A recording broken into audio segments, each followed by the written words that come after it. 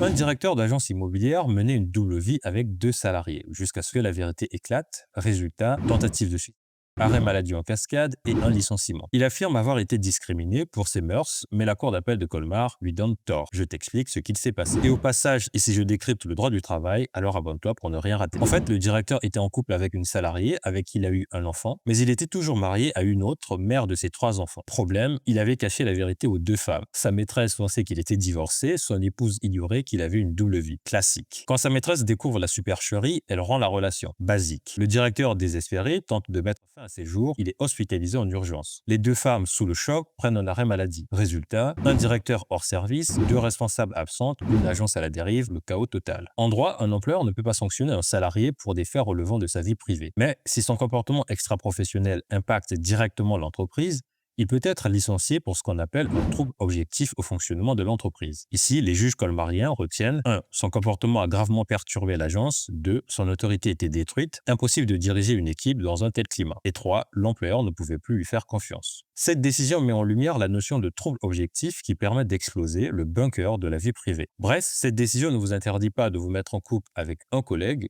ou plusieurs, mais mieux vaut éviter que vos histoires de cœur ne perturbent l'organisation de l'entreprise. Et vous en pensez quoi?